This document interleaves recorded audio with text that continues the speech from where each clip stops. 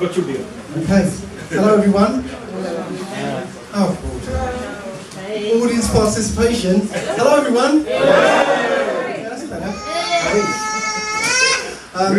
I'm Dave. I'm feeling a bit humbled here because all these people have suffered with lots of things. I started off. I was 20 stone.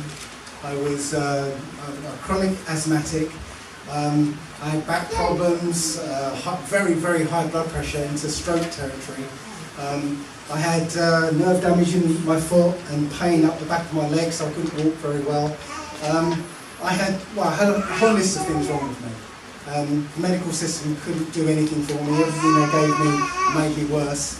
I tried looking at all sorts of different alternatives, and I finally found something that actually was amazingly effective. And you see like a shadow of the person that was around 8 years ago.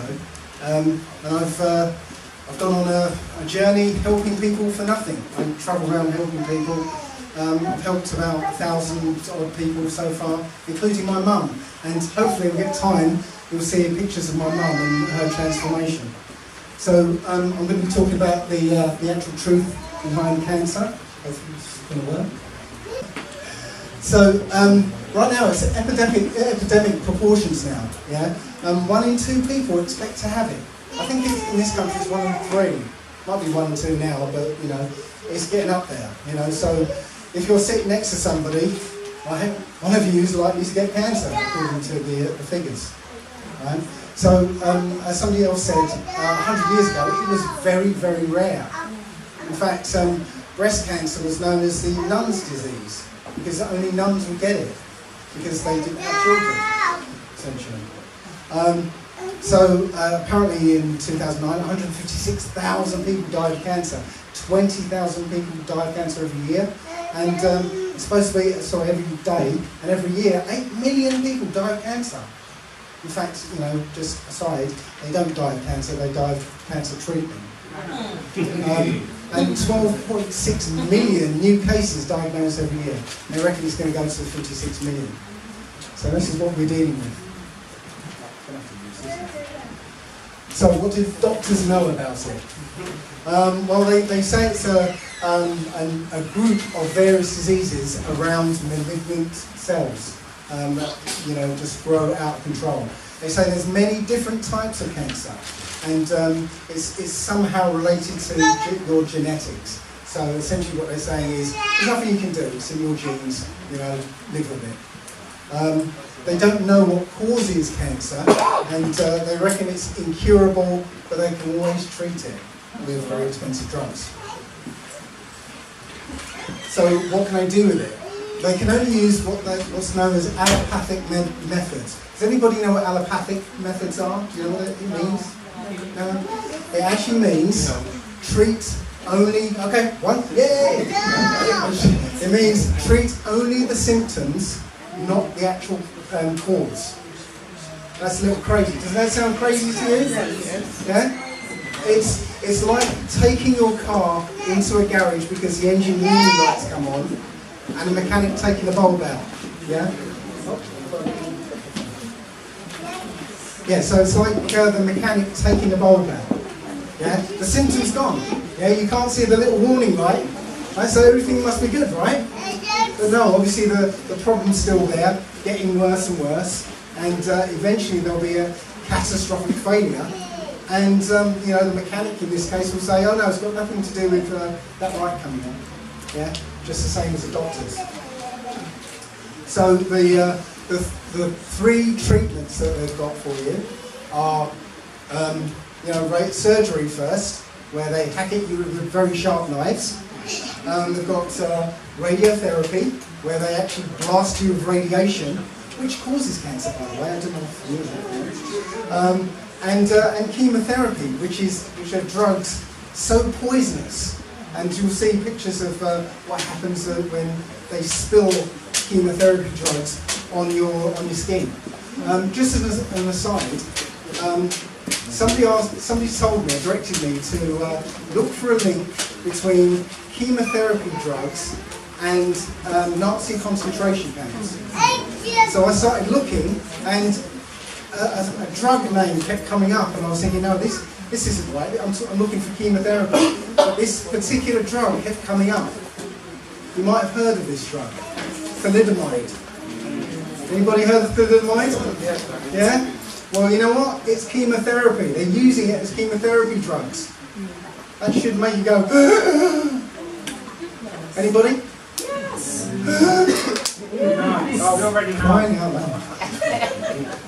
So the only thing, they talk about prevention, and the only thing there in that list of prevention is healthy lifestyle. I agree with that, yeah. But all this other stuff, sunblock causes cancer. Obviously, most of us don't use sunblock here, but sunblock causes cancer.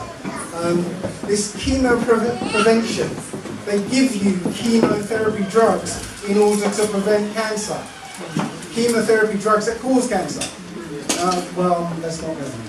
And preemptive surgery. So, just on the say-so of the doctor, they say you've got cancer, they'll send you for surgery, and they'll hack at you and cut some bits out of you. I don't think this is a good idea, but you know, that's just me. So let's look at these things in a bit more detail. Yeah, loads of surgery and side effects of surgery. You know, a lot of times they go into you and actually make mistakes. They start affecting healthy organs. Now I'm going to have to step back a second to tell you what a tumour is. A tumour is actually, you get some cancerous cells, okay, the cells start growing out of control, and the body, as a way of protecting itself, surrounds those cells in a jacket of healthy cells, yeah? So when, say, you get these malignant cells in the lungs, well, the body uses lung cells to actually surround them. That's why they say there's different cancers. There aren't different cancers. There's just one. Okay, one type of cancer, and it's just in different places. And just because if it's near the liver, it's like the tumour's made up of liver cells, but they say that's a liver cancer. No, it's the same thing. Okay. So literally, your body's protective mechanism is to surround those cells with healthy cells. Well, surgery, they start cutting at the tumour. The symptom, yeah, right? They cut at the tumour. And essentially they release those cells out to spread. So what eventually happens is usually around about 5 years, yeah, those tumours start coming back again. It takes about 5 years for the body to start building tumours again. But you know what? They stop measuring, they stop watching you at exactly 5 years. So if those tumours come back 5 years and 1 day, it's a new cancer, but they call your previous case successfully cured or successfully treated. So yes, though they might claim high numbers for a success rate, the actual success rate is 4 to 5%, more towards a 4%. That's a 96% failure rate. Who would do anything with a 96% failure rate? Radiotherapy, same thing. It's using radiation to burn away at the symptom, the tumour. Yeah, but once again, the radiation is way more effective on healthy cells.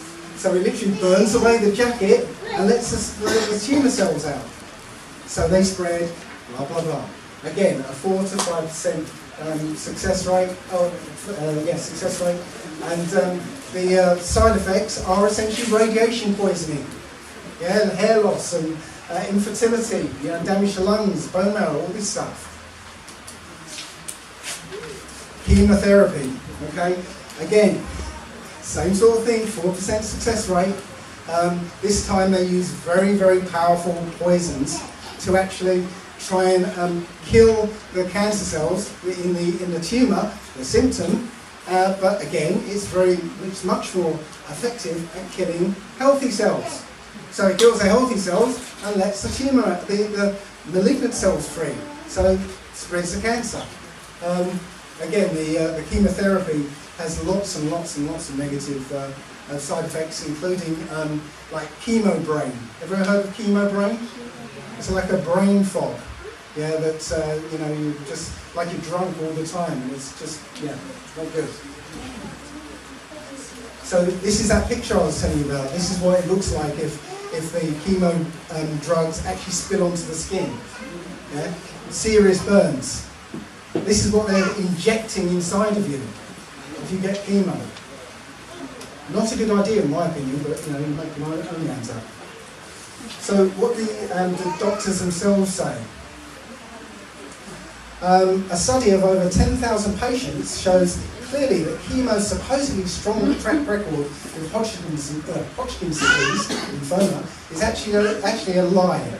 Patients who underwent chemo are 14 times more likely to develop leukemia and 6 times more likely to develop cancers of the bones, joints and soft tissue than patients who do not undergo chemotherapy. This is a doctor talking here. If a patient with a tumour is receiving radiation or chemotherapy, the only question that's asked is, how is the tumour doing? No one ever asks how the patient is doing. In my medical training, I remember well seeing patients who were getting radiation or chemotherapy. The tumour would get smaller and smaller, but the patient would be getting sicker and sicker.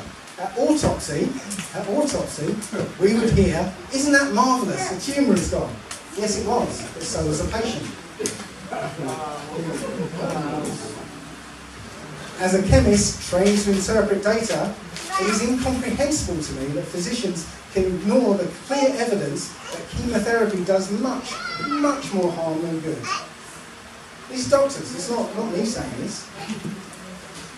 Most cancer patients in the country die of chemotherapy.